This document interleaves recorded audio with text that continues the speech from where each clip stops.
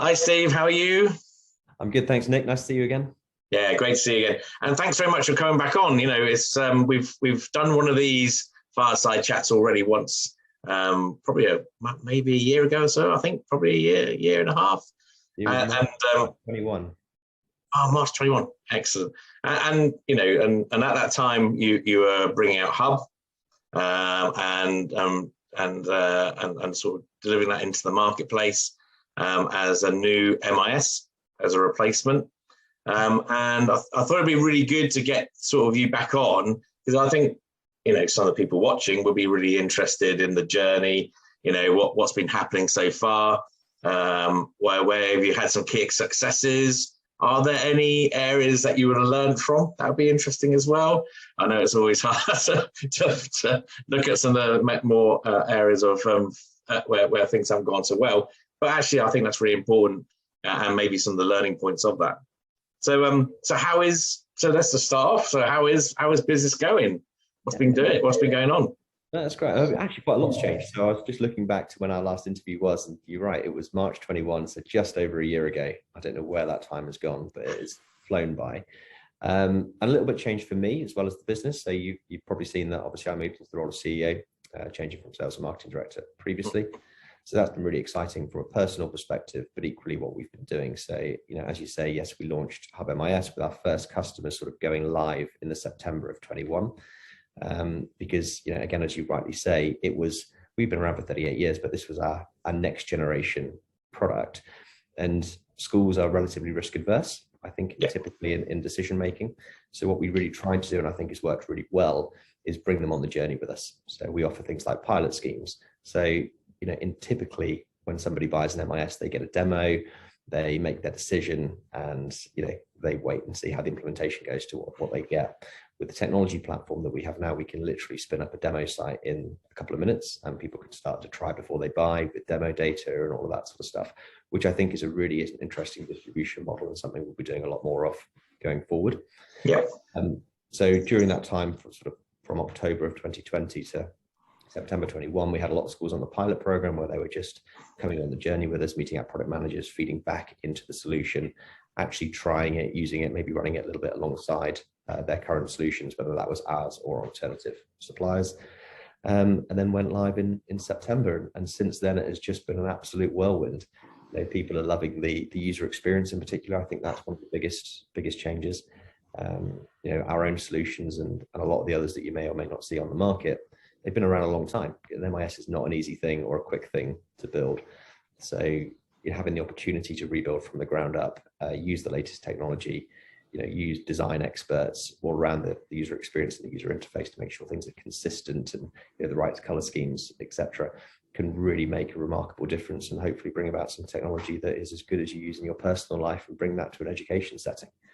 So yeah, on the whole, it is going very well, but not without its challenge. So first of all, congratulations obviously on the new role, and I was aware of it as well. So yeah, big congratulations. I think that's amazing.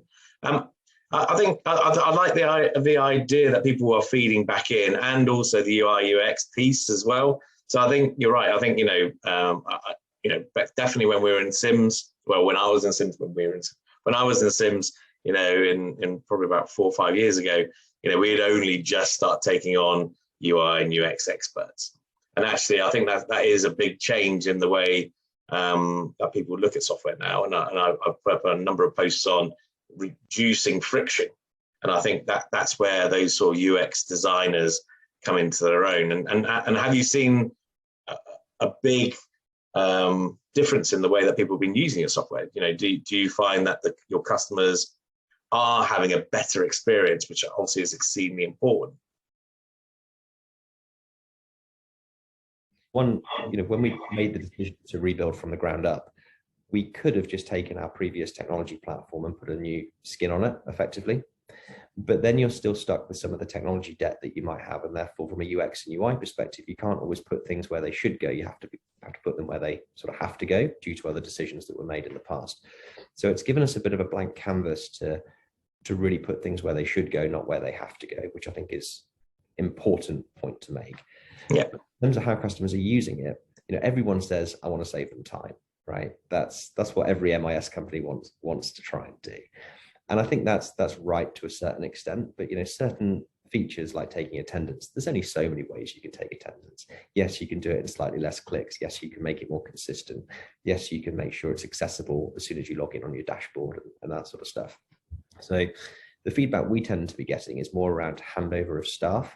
So if you think about the international market, or just anywhere where you're getting a new member of staff, any sort of staff turnover that comes in, they're having to pick up a new system and you do the handover. You don't want to have to go and pay for a day's worth of training. The software should be really simple and intuitive to use, that requires little to no training, frankly. The phones that we all have in our pockets are really sophisticated bits of technology, but we don't need any training. They're just really intuitive. And that's the goal that we're aiming for with the Hub platform. I think an MIS is complex by its very nature. So there's only so far you can take it, but I think we've moved the dial considerably. And not only that, on a training perspective, we're looking at how we can deliver training differently. So we've got something called the WCBS Academy now as well. So whilst we'll always offer consultancy, traditional training around best practice and that sort of stuff, we also deliver the WCBS Academy, which allows teachers, admin staff, administrators, whoever else it might be, to be able to learn at a time and a place that suits them. Think a bit like Open University. Yeah. And the thing that we'll be launching, so a little bit of exclusive for you for the new academic year, is accreditation schemes. So you might get 1 or 2 members through all the different courses online. They will then get accredited, and that accreditation might result in, say, a 5% discount on their license fee or something like that. So when we're thinking of innovation, we're not just thinking of innovation on product, we're also thinking about it on service. And the obvious business model for that is they become stickier because they're more sophisticated users of the system, but equally our support desk gets quieter because they're more sophisticated users of the system. So love it. Do you know what? I think that is an amazing approach. So many people, so many businesses that we talk to always think about innovation being in the product, and lots of people also feel that where can they get the next dollar from? And actually, you can reduce your costs heavily, as you just said, by having really competent, amazing people using your system in a really effective way. And surely, in some ways, that you'd hope that would also means that those people will talk about how they can get the most out of an MIS in the sense of your MIS rather than another one, because they've been on the academy. So you'd hope more sales will come on board based on it as well as. Yeah, I think it's a genuine win-win, actually. Yeah. And the role of an IT manager in a school these days is not about servers, managing a CapEx budget, doing the updates once a term, whatever else it might be. It's all around data and integration. What can they do with that data? How can they be more proactive with that data? And how can they make sure they've got one single central source of input that then feeds into all the other systems that they choose to use in the school? So that leads on to, there was a question I was going to ask about competition, because obviously at the moment, the market at the moment, especially in the maintain sector, which obviously I know best, is there's obviously a massive amount of competition at the moment, especially what's happened with ESS and the way that they've acted has opened the market quite substantially to Arbor, Bromcom. There's other new companies coming into that market as well. So Compass have just announced they're coming into the UK market. There's a small company that we know called ET Ames, which is quite innovative. I think it's quite nice as well. But the market's opened up. But actually, I think it's a little bit like you said, the MIS market itself, I think it was when we were talking before, it's quite hard because ultimately it does attendance, it does behavior, and there's only so many ways you can do some of these things. How would you, apart from some of the things you just talked about, which actually we're probably going to have to repeat in some cases, but how would you, if you were them, how would you sort of raise to the top? How would you, the MIS everybody wants to sort of buy into, the schools, the mats, how would you fight that fight when ultimately, a lot of the product itself is going to be quite similar. It's going to turn into a bit of a commodity, I think, sometimes. Yeah, I think that's a fair point. So the maintain sector is really interesting. It's not a sector that we currently service, and we have no plans to. We're purely focused on independent and international, so fee-paying schools. But with everything that's gone on with ESS, the market has been blown right open. as we've talked about previously, which is creating a lot of competition. And I think competition for the market is good, actually, because that typically delivers better results for schools and for students, which is what we're all trying to achieve, right? Better outcomes for our students. In terms of how do you enter a new market, the phrase to you previously, no one gets fired for buying IBM, but of course, everybody now gets fired for buying IBM. There's a point when being a safe pair of hands is a good thing, and there's a point when actually it isn't. And I think in the likes of ESS and SIMS, that was very much the case. Everyone went with SIMS because the school down the road had it, local authority contracts, so on and so forth. But over the last few years, the likes of Arbor and Bromcom in particular have really been able to open that up. But fundamentally, I think schools are risk adverse when it comes to decision making. And any new entrant that comes in, it's not just around the technology. You might have the best technology that's out there, but actually it's how do you de-risk that decision for a school, for a local authority, for a trust, whoever else it might be. So one of the things that we've done in the independent and international school sector is pilot programs. How can we give schools a try before you buy approach? Now we're quite fortunate in our technology stack that we can spin something up really quickly. It takes us literally a couple of minutes. We're going to be doing this whole new distribution model where people can effectively go onto the website, whether you're a teacher or not, and answer a few questions, but fundamentally you'll be able to have access to a system with some basic training. But because it's so intuitive, you don't need training to be able to use the system. You can just go, oh wow, this would really work for me. So that's how we think about de-risking the solution. And I think for a lot of these other companies, they have to do something similar. How can they de-risk it for schools so that when they are making these decisions, their head is on the chopping block, but actually you've de-risked it enough that they're comfortable to make that decision rather than just going for what was SIMS is now probably Arbor or Bromcom, the two obvious choices in that space.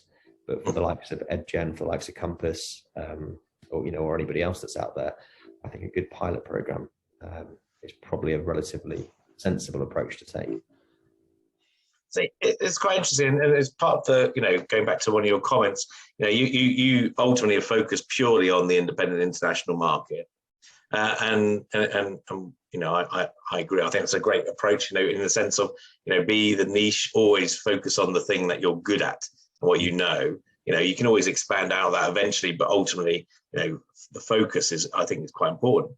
How has the RS buying of ISAMs had any effect? Have you got to this, has it opened up more to the independent market? Have they lost focus on that? Have you seen, or have they still maintained the focus on both markets?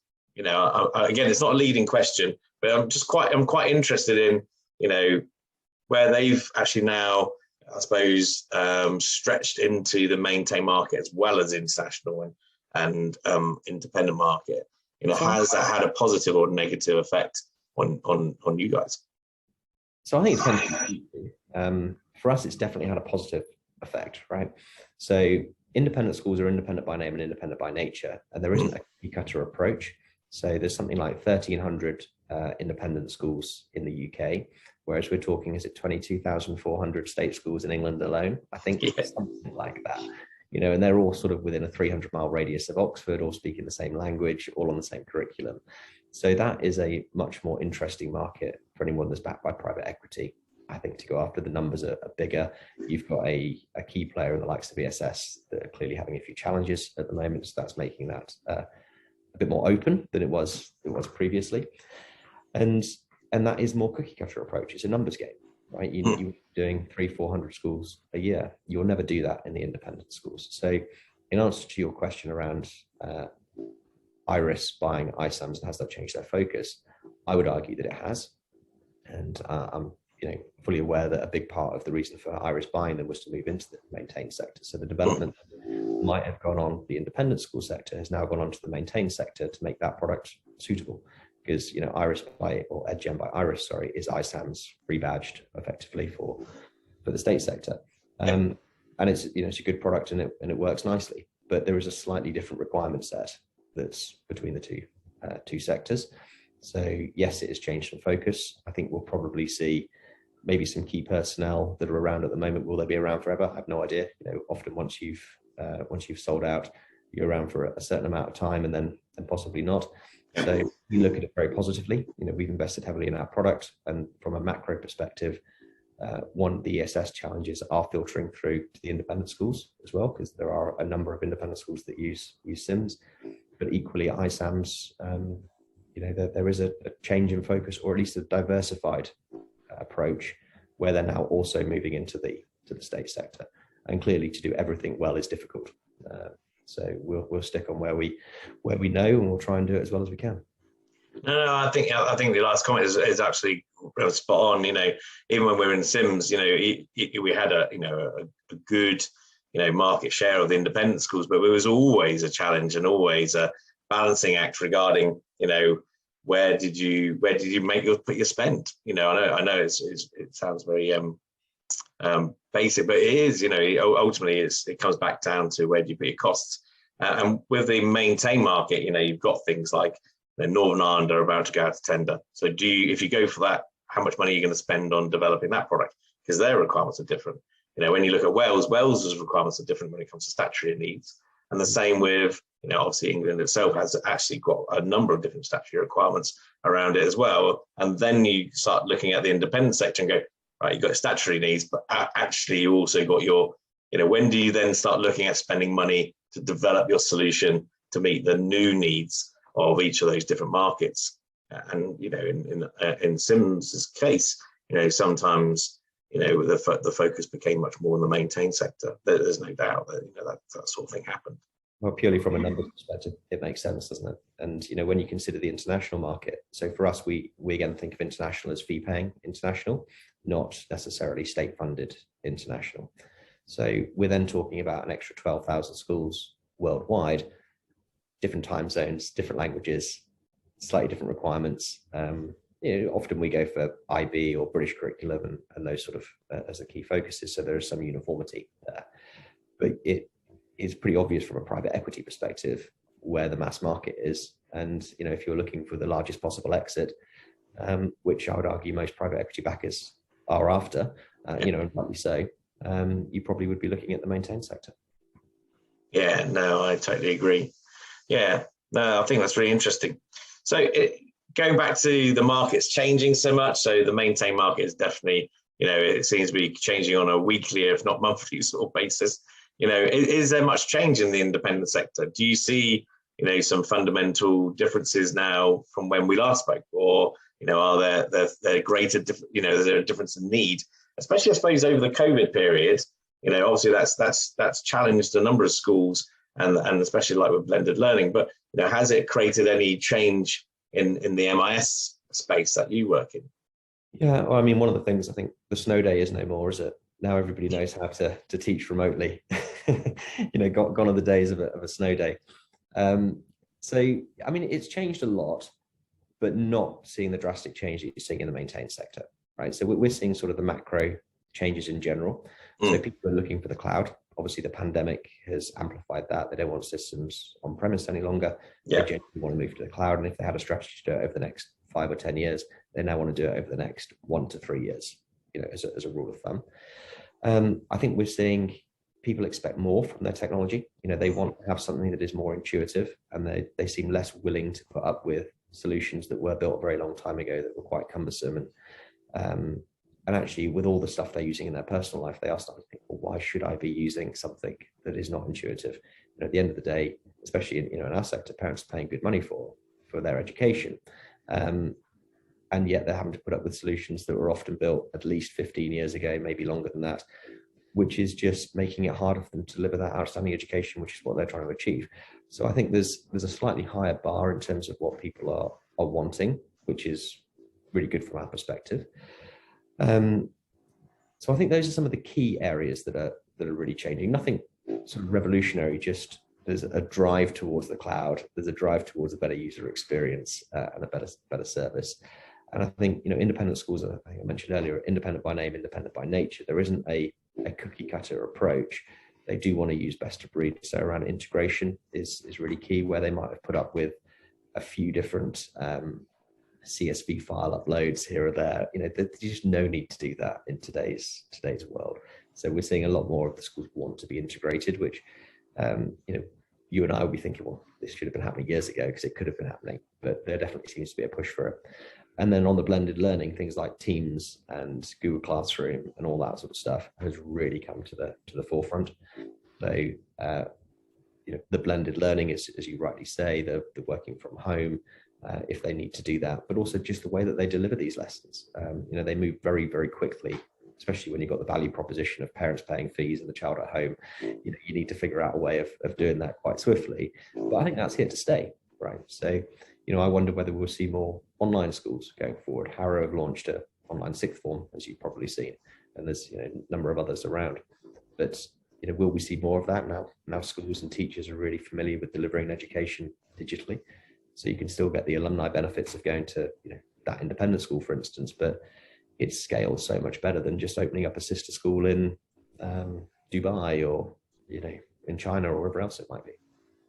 Yeah, I think that's a really good point. So in some ways, because it's part of their brand and it's part of what they are offering, do you think the independent schools are going to start? I think when we last spoke, I was, the one thing I always got a little bit concerned about is I don't think tech companies are pushing education enough, and education not pushing tech companies enough. They're both. It's almost it stayed, especially before COVID. There was this sort of middle ground where nobody wanted to talk to each other much. I know. Obviously, I know companies talked with their customers, but where education didn't really understand how far tech could take and meet their needs, and at the same time, for some reason, tech seemed to want to sort of stay away from hearing all the needs, because that means they would have to develop new and costly solutions. Do you think the independent sector is going to actually push innovation, because actually it's in their benefit to push innovation? Because ultimately it's their fee paying schools, and ultimately as part of their brand, they need to show that they're ahead of their competition in the sense of other schools. So do you see innovation coming far more from independent schools than potentially in the maintained sector? I think what we have seen is we've seen a lot of independent schools that develop their own equipment, their own software. And it might be niche. Some of them might have developed their own MISs in the past, and they're very quickly moving away from that model because they're recognizing the risk of key person dependency. And, with things being in the cloud, security being a really key concern for pretty much every school at the moment. So we're seeing a standardization of tech, I think, in terms of they don't want to have these we deal with one school and it's called Glinware, because Glyn was the chap that developed it. He'd been at the school for 25 years and it was absolutely great, but he's now looking at retirement, and therefore they need to think about how they handle that going forward. So we're seeing a little bit of that anyhow. In terms of general innovation, I think independent schools definitely want best of breed in their areas, so they're less of a buy everything from me ERP strategy and we'll do it a bit cheaper for you. It's more, we want this solution to manage our sports activities and our music activities, because that's really important. It's a big revenue driver for us and we need to manage that well. We want this for our behavior because we really want that solution. We know an MIS might do it, but we want that, for instance. And they look at what they deem best to breed in those areas and want it all to fit together. So in terms of driving innovation, I think possibly to a certain extent, but really that comes down to the companies that are willing to listen. And it's not easy to build a new platform. It takes time. I forget the number with ESS, but was it something like £40 million they tried for Sims 8, and I think they wrote that off, and they'll have another go again soon. But that shows with somebody with all of those resources, it's not easy to do, and it's not a cheap affair. I think one thing that EdTech companies haven't done particularly well, and I've got this statement, I say that schools have been underserved by EdTech companies for a number of years. I think that is changing, is they haven't been listening to them. But often when you're rolling out sort of once a term, it's not particularly easy to listen to your customers and get that feedback in the product quickly. So again, one of the things that we've got with our hub platform is we actually roll out twice a week. So completely revolutionary for a school. It just blows their mind, because they're used to, even from us previously, a once a term update. And now they can feed it back to us and go, we've got this little tweak, or this isn't quite working. And chances are within a day or two, it's either fixed if it's a quick one. If it's slightly longer, it might be a week or two because it's got to go through UAT and the right processes. We can iterate so much quicker than what we've done in the past. So, we talked about new entrants coming into the market earlier today. What we try to do is launch with the core elements of the MIS and then build in front of our customers. So don't wait till everything's ready, because you'll never get there, frankly. You're always going to be investing and developing solutions. Give them the core elements that they need, school reports, attendance, behavior, well-being, all communications, all the sort of obvious things, and then start to work out how you can iterate quickly on that. So deliver value early, get their feedback, iterate, hopefully then win hearts and minds as well, because they're seeing their changes come into the product, and they're getting a platform. But then also on the new features that are coming out, how can you bring them on that journey with you and ask them to join focus groups? So we have a load of focus groups, and schools get the option to sign up to it if they want to. We bribe them a little bit. We do give them a notebook and a pen and and a water bottle, which some of them love. And of course, I love to see that on their desks as well. But it's brilliant, because they get to sit with the UX and UI designers. They get to sit with the product managers, and they can actually be shown some prototypes of a feature that's coming in in a month or two's time. And actually feedback to us to make sure we get it right. We've been in the industry a long time. We think we know what schools need, but that's quite different to actually listening to how they use it and what their feedback is, and taking all that into the melting pot before actually delivering it. So. Oh man, do you know? I don't know if you do know, but I sort of do product management training, so I facilitate it, and all the things you just say are almost right out of the book. That is absolutely brilliant. Listen. Bring customers on board. If they feel they're part of the solution that you're building, then what an amazing situation to be in. They're more than customers. They become critical friends, which is exactly where you want them to be. And huge advocates. Yeah, absolutely. Well, they feel that the solution is theirs as much as it is yours, which actually they should feel. They should feel part of the overall solution, and hopefully the company in the long term. I think that's an amazing situation to be in. And actually, I think lots of people miss that point of listening. There's lots of companies that make massive assumptions about, I was a teacher 15 years ago, and this is how I used to teach. Like, wow, things have changed potentially or moved on.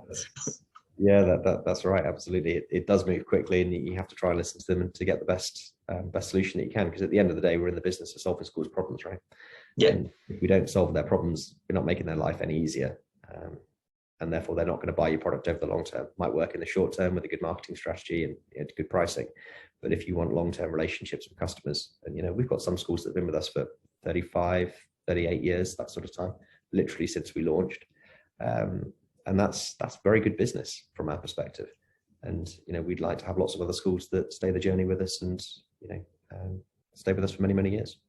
And are you focusing a lot more on the international or on the independent, locally, or both? Both. So we build for fee-paying schools. It is fundamentally what we do. We typically go after British international schools. So English is the first language that's being taught in. We've got the product in Mandarin and also in Arabic.